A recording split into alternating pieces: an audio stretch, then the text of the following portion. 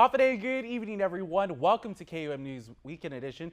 Guahusi Isaiah again, and thank you for joining us. The Guam Crime Stoppers is asking for the public's assistance in catching the person or persons responsible for the burglary in PD. Here is Sergeant Paul Tapals with this week's Crime of the Week.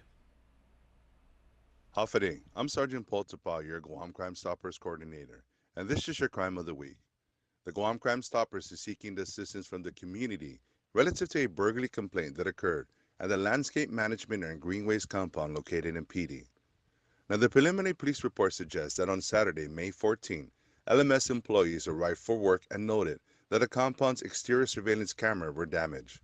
A check was made where it was noted that at around 12:20 a.m., CCTV footage depicted two unknown men had unlawfully entered the compound. They also showed the men damaging the exterior cameras. An assessment was done where management noted that a Group 31 battery was stolen from the forklift that is used within the compound.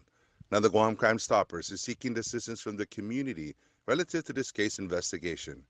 If anyone who may have any information that can aid our investigators, you're kindly asked to submit a tip online at guam.crimestoppersweb.com. All tip information will remain completely confidential, and a cash reward of up to $1,000 could be paid if the information provided leads an arrest and a grand jury indictment. Your call does make a difference. In the next few years, the Guam Visitors Bureau plans on opening the island's first interactive cultural smart park. KUAM's Daniel Perez has the details. It's a project that could take the island's unique culture and heritage to the next level. Director of Tourism Research and Strategic Planning for the Guam Visitors Bureau, Nico Fujikawa, detailed the agency's plans to unveil the first ever cultural smart park at Ipao Beach, a major theme park that showcases Guam's cultural identity. How do we enhance the island experience, not just for visitors, but for the locals, right? You'll notice now we're dealing with a more globalized, intelligent, tech-savvy visitor in any destination. And what that means is people no longer go to the touristy sites just because it's a tourist. So in order for something to be truly attractive, the locals on board first. The locals have to feel a sense of pride in the things that are here on Guam. And so with that, we came up with something that I think the island has been lacking, and the team realizes that I think possibly the region is lacking. And that's the Tanoi Whanako, which translates to the land of children. The opening of the interactive cultural smart park is also a fresh way to entice more tourists from Japan, Korea, and Taiwan to experience the Hafa Day spirit and learn more about Guam's rich history. Imagine a park immersed in island culture, in the infrastructure, from things like a Sanahi seesaw to a plumeria go-round, which we like to call huge duk-duk shells, the giant flying proa. We're trying to create a sense of place. But that we have to take it a step further. Again, like I said, everybody's tech savvy. We're in a digital world now. So the smart in that smart park is key. Everything in the park, we're looking to have a digital component. Imagine scanning that Sanahi seesaw as a visitor or even as a local, and you can learn the significance of it. When it was first found, on what body, in what property here on the island, what it represented. We're trying to make culture not just more fun, but more accessible. The digital elements of the park will be educational, multilingual, and multi-generational. The aim of the activities is to tell the island's cultural stories, traditions, and values. The project will cost $50 million, and GVB has already received $20 million from the governor to get it rolling. Development for the project began back in September and October of last year. GVB hopes to have the interactive smart park fully open and ready by 2025. Daniel Perez reporting for KUAM News. In regional news, CNMI residents rallied as June is now proclaimed LGBTQ+ Pride Month, joining the national celebration in honor of a more inclusive world for all people. In his reading of the proclamation this week, CNMI Governor Ralph Torres said, quote, "Our community vows that every month and every year is the right time to shut the door on prejudice, discrimination, and ignorance. Instead, we choose love that sees no bounds. We rise above and lead with love," end quote. We are one children of God, and it is our respect as an island grown to respect each other. And who you love is who you love. Who you decide to be with, that is your business. My take is to respect each other, no matter who you are, no matter what nationality you come from. Dr. Jennifer Meritita, who co-founded Pride Marianas and has facilitated many of the events surrounding the effort, also gave a passionate speech about hopes for this month. It is our hope that this ceremony will truly inspire and motivate an entire community to take action, as it also reaffirms our commitment to paving continued progress for lesbian, gay, bisexual, transgender, queer and questioning, intersex, asexual, agender, non-binary individuals, and our entire LGBTQIA+ community rights, that all people are truly respected and treated equally. In other news in the CNMI, a program under the Community Guidance Center seeks to launch a peer support group for parents of children experiencing mental health challenges. It's a dire need in a time of high anxiety, depression, and suicide rates. KUAM's Tomas Manglonia reports on the cause. You are not alone. It's a message you hear often, and one program under the Commonwealth Healthcare Corporation's Community Guidance Center wants to put those words into action. After conducting a survey of patient needs, they're seeking to launch a support group for parents of children experiencing mental health challenges. I revisited the survey and I wanted to see what exactly our parents were looking for in terms of support groups. So after going through several responses, their qualitative responses, they were looking for a traditional type of support group. One where they could come together with other parents, family members who have the same shared or lived experience, which is parenting or providing care for children and youth who have these mental health challenges. The System of Care program is a mental health clinic and program under the Community Guidance Center. They typically provide support for youth up to 15 years old, but now they're shifting focus to those young people's parents. They're looking for a group that is judgment-free, confidential, and supportive, and they really place that emphasis on having to be with other parents or family members or caregivers who are taking care of these children and youth with mental health challenges. The support group could take place online or in person. Right now, we're really just looking for a venue which could accommodate our parents, but we have been receiving some inquiries from our parents. We've been receiving calls as well, and we do really believe that this is a need to provide that support for our families, for the parents of the consumers that we're seeing here at the System of Care program. It's a support group for those looking to support their closest loved ones. The beauty of the model that we're using is it's advice free and it's judgment free, and often when we share something with someone, we're not really looking for advice. We really just want to be heard, because especially for our parents, a lot of times when they'd open up to others about my child is going through this certain mental health challenge, they'd be, oh, you should do this, you should do this, you should do this, right? They'd be bombarded with advice left and right, or maybe they'd be judged by their community that your child is suffering from mental health challenge because you did something wrong as a parent. And so that the group that we want to provide is free from those elements. Tomas Manglonia for KUAM News.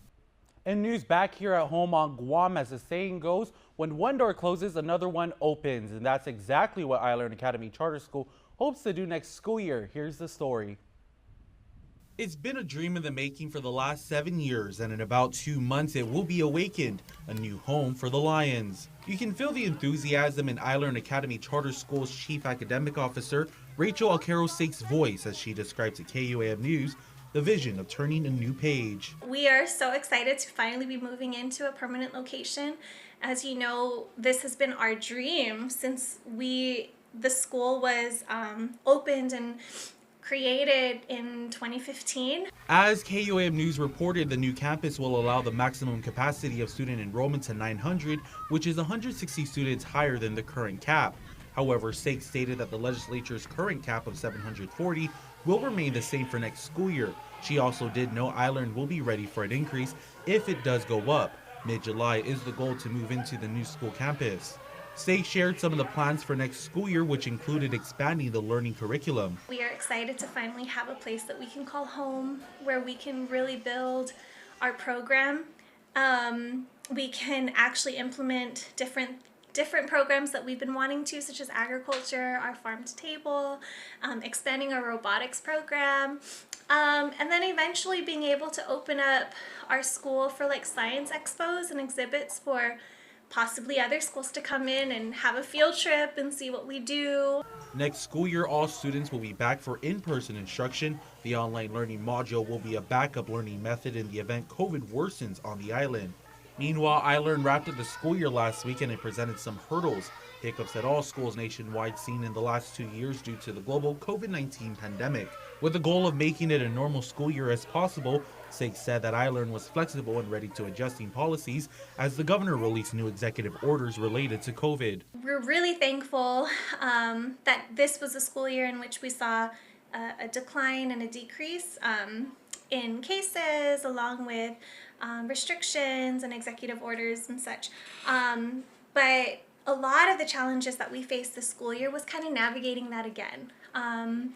Being a school that really focused on ensuring that our students were safe and comfortable and in an environment in which they felt comfortable to learn, but also working with families to ensure that they were supported in making the best decision when it came to education for their child, whether it was keeping them at home and online, or eventually sending them to school face-to-face throughout the year. Mask mandates were lifted on school grounds by Governor Leon Guerrero in mid-April, and with the anticipation of students easing up to it, SIG said the Lions, which is currently located in Dededo, navigated through the most recent executive order.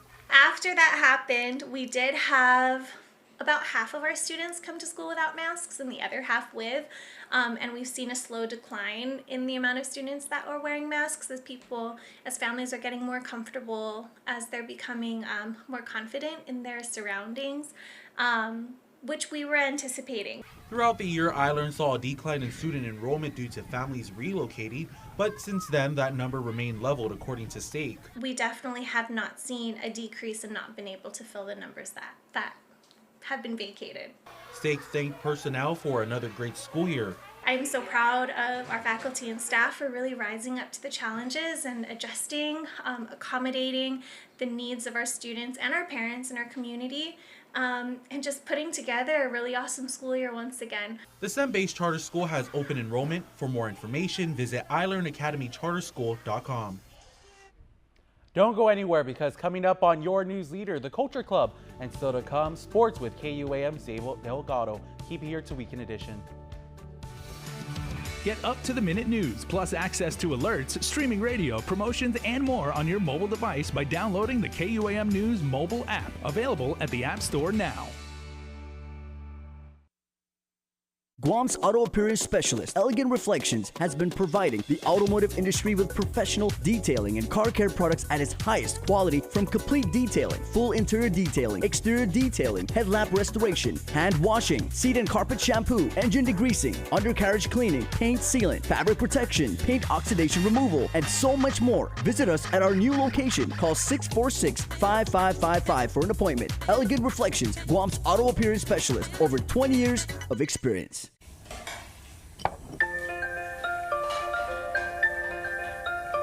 Honey, do you want some milk? Do you ever wonder how your favorite products make their way into your local stores? Most arrive on state-of-the-art Matson vessels that transport containers of food, household items, equipment, and supplies into the islands every week. Because we know that you depend on us, we work closely with our partners to ensure that our shipments arrive on time, all the time, so you can find your favorite products when you need them. We transport the region's most precious cargo that supports successful businesses and promotes a better quality of life for our families.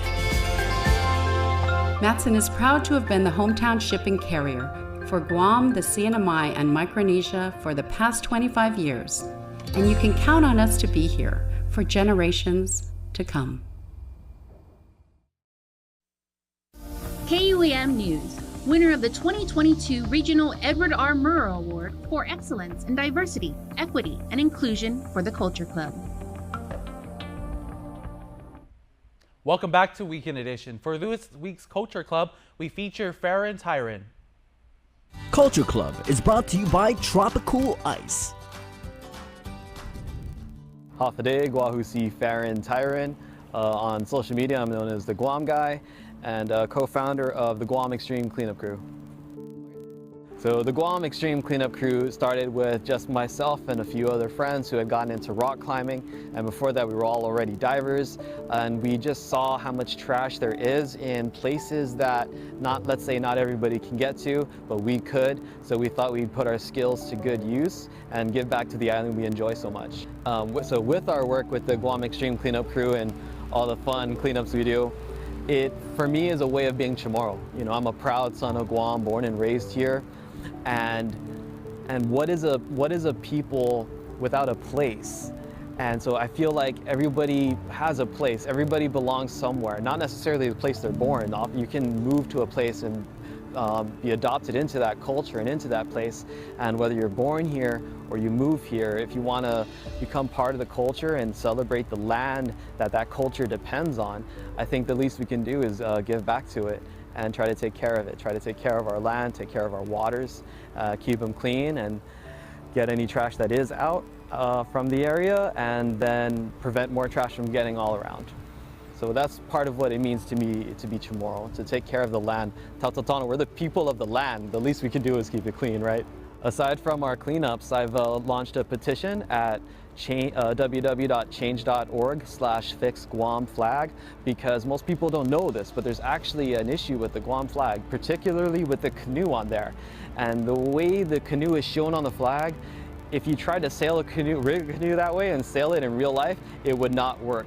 The sail would either just fall over or the entire vessel would capsize. And so that's also part of our culture. It's a big part of our culture that we got to celebrate. We've been doing it for 4,000 years, and we got the depiction of the canoe on the flag incorrect. I've been speaking with the family, the descendants of the artists who drew it, and they're actually amicable to the change. So if you're wondering what was happening with the artist, well, there might be some complication there. The artist might have drawn it another way, and the person who submitted it for their plans might have changed it. So if you look at some of the art from the artist, it shows not exactly the same thing that you see that's on the modern Guam flag. But in any case, the canoe that is on there won't sail. And I think we have a responsibility to change it. The reason it's on there is to honor our culture, our tradition, our 4,000-year-old tradition of seafaring, and the least we can do is get it right. So I've talked with the Lieutenant Governor, I've spoken with others about this, and everybody agrees it's not historically accurate. Because it is not historically accurate. But I also plead with our leaders and other people in talking about this issue to say that it's not only historically inaccurate, it's also not currently accurate. We're still seafaring. That culture is not dead. We're doing our best to preserve it. Myself and actual other seafaring groups with their own canoes. So it's still alive and it's still kicking. And so it's not historically accurate and it's not currently accurate. And we should make our flag reflect that if we want to honor our ancestors and honor ourselves, and to show that we're still doing it right. No matter what background you have, whether you're Chamorro or not, whether you speak Chamorro or not, get involved. I believe everyone should have a cause they care enough about to literally take to the streets for. And whether that's politics, whether that's picking up trash or keeping the island clean, whether it's correcting mistakes in our representation to ourselves or around the world, no matter what it is, try to give back to the island, try to give back to our culture somehow. For example, our official flower, the Puti Tanabu, isn't even native. So some people support a movement to change it to something that is native, and I would support that. I think that's a good idea. No disrespect to whoever made this happen in the past. Maybe we could have kind of co-official flowers of Guam and have a native one, and then have, let's say, an ornamental one. And so no matter what it is, if you love Guam or if you love living here, you love our culture, you love our people, do something to help make it better. Do whatever it is in your power to do, especially safely, but just do anything you can to help give back to our island. So you can find me on Instagram at the Guam Guy, all one word. Also on Instagram at Guam Extreme Cleanup Crew, also all one word. And if you just Google the Guam Guy Show or the Guam Guy Podcast, you can find my podcast on the KUAM network family. Half the day, my name is Farron Tyron, and I am proud to be part of the KUAM Culture Club. Culture Club is brought to you by Tropical Ice.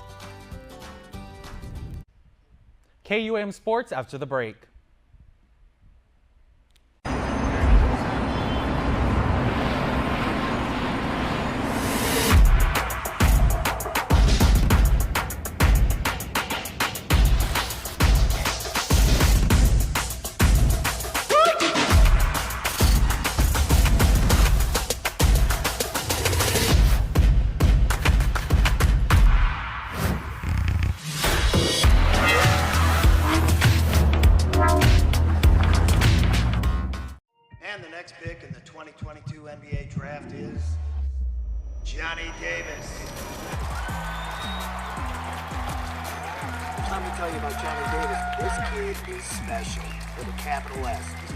Shooting guard.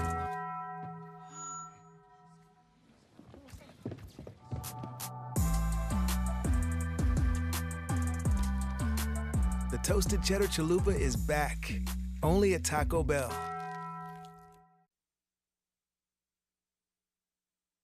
KUAM Sports is brought to you by Docomo Pacific. Better together.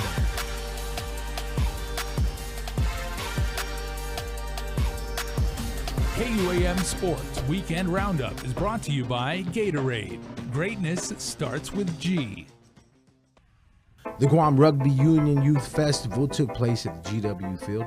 Teams competed in the co-ed flag middle school tournament, JV Rising Stars match, Varsity Girls 7's All-Star match, and Varsity Boys 15's All-Star match.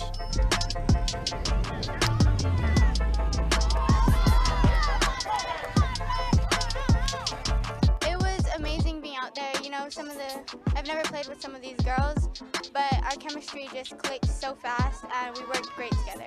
The more time that they have on the pitch is the best experience that they could get because you can't really replicate game time in practice, but at the same time, if they're on the pitch, they're gaining so much more experience individually and for the team. The experience was great. It was fun working with new people that I've never seen before or talked to before, but I think it's a great opportunity because now we'll know each other on the pitch. For us, it was all about getting these guys to play with different people from other schools. You know, everyone always has this public versus private school thing, and we decided, hey, by the way, that's not us. We're a rugby community, and we're very small. So by them playing with other kids, and regardless of where they're from, it looks like they're just having a great time.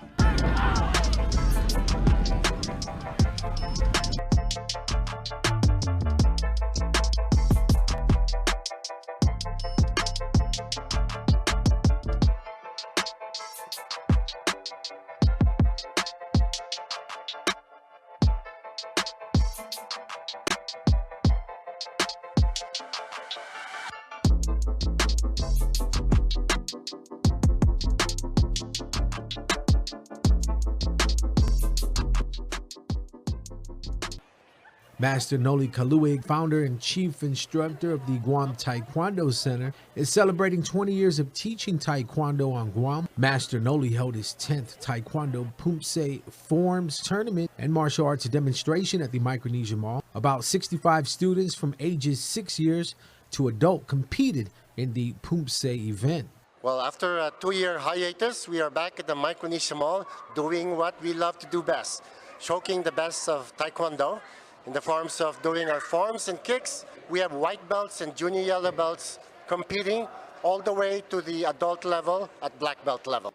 In the black belt division, Alexa Aftana took the gold in the women's senior division, while Alessandra Leon Guerrero ruled the juniors division. The rest of the gold medalists include Jarvin Rubino, Josiah Perez, Abby Padayo, Gavin Twaddle, Maru Magbetang, Chloe Jaleko, Haley Diaz, Christian Fernandez, Kaylee Jianchan, and Connor Jianchan. They can call us at 671-788-9623. Check out our Facebook or website, www.guamtaekwondo.com.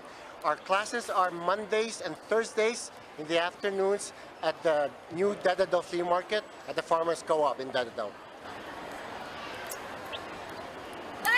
A dozen local swimmers from the Manhoban Swim Club are preparing to compete in the 2022 Kyo Nakama Invitational Swim Meet to be held in Honolulu, Hawaii from July 1st through the 3rd as they continue to focus on training and reaching their competitive goals.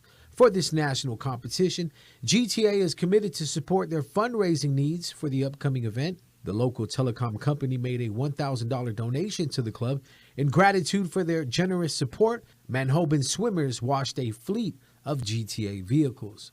In rugby news, shout out to Dartmouth men's rugby player Matias Calvo and American International College men's player Keikoa Toves Tenorio for representing Guam at the College Rugby Championship May Madness Sevens 2022 held in New Orleans. The tournament was hosted by MLR's NOLA Gold. Games were played at the Shrine on Airline Stadium. Clutch Guam's Basketball is Art 3-on-3 circuit tipped off with the first tournament played at the Tamuning Court. 2 out of the 10 courts that will be painted with murals have been completed. The second court that was completed by local artist Lisa Nicholas was located in the village of Petey. We were ecstatic with how everything just turned out, everything coming together, you know, the beautiful art piece coming together and revealing that to the players and their families, and then of course just, you know, the basketball vibes, the street vibes, the hip-hop vibes all coming together and just combining those two elements. It was everything that we envisioned, and we're looking forward to the next 8 for sure. There are a total of 3 divisions that will be stepping onto the finished courts: boys 9th and 10th grade, boys 11th and 12th, and girls high school. The feedback's been amazing from both the players and their families and just everyone involved, right? So just being able to get everyone out, enjoy the game of basketball in great weather, great conditions. You know, the feedback from the community has just been awesome. We're, you know, creating ways to make it a more fun and exciting environment. You know, huge shout out to DJ Pogi, who's, you know, volunteered and committed his time to this cause, as well as our boy on the mic, Abel. So, you know, the kids are enjoying it. We have great MC, great DJ, and just great vibes all around. Tickets for next week's FIBA Micronesian Cup Guam 2022 can be purchased at guamtime.net. The Guam women's and men's national team will be joined by national teams from Palau, the Commonwealth of the Northern Mariana Islands, and the Federated States of Micronesia to play 16 total games in 4 days. Games will be played from June 8th through the 11th at the UOG Calvo Fieldhouse. This event is a FIBA qualifier for the 2023 Pacific Games, and the gold medalists will automatically advance. Representing Team Guam will be Rio Aiken, Joe Blas, Ben Borja, Tomas Calvo, Matt Fegeger, Algerel Grappe, Alshay Grappe, Darren Hechanova, Kyle Husline, Mark Johnson, Mike Sakazaki, and Jamar White. UOG is looking for coaches to lead their women's indoor and beach volleyball teams for the 2022-2023 academic year.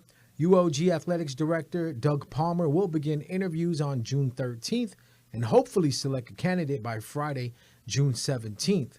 Candidates should email a cover letter, resume, and names of 3 references by Sunday, June 12th at palmerd@triton.uog.edu. For more information, call Palmer at 735-2862. Only fully completed emailed applications will be accepted and move on to the interview stage. Palmer says the goal is to have a beach volleyball court on campus and to become the leader both in beach and regular volleyball for Guam. KUAM Sports Weekend Roundup is brought to you by Gatorade. Greatness starts with G. KUAM Sports is brought to you by Docomo Pacific. Better together.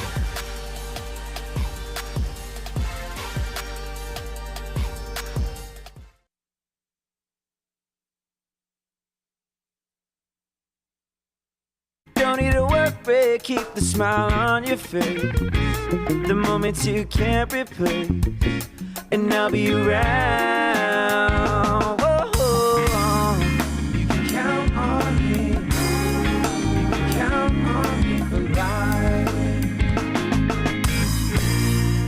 life takes you, we're always here for you. Calvo's Insurance. Count on us for life. Unified Communications, UC, is the next step in a business phone system. Introducing Docomo Pacific UC, your business phone. Instant messaging, video, voicemail, fax, and more. All unified on one platform and delivered through the cloud. Merge your desk phone with your mobile device. Turn voice calls into video conference. UC reduces phone costs. UC boosts productivity. Work better together with Docomo Pacific UC. Here is your birthday club, courtesy of our friends over at Cold Stone Creamery.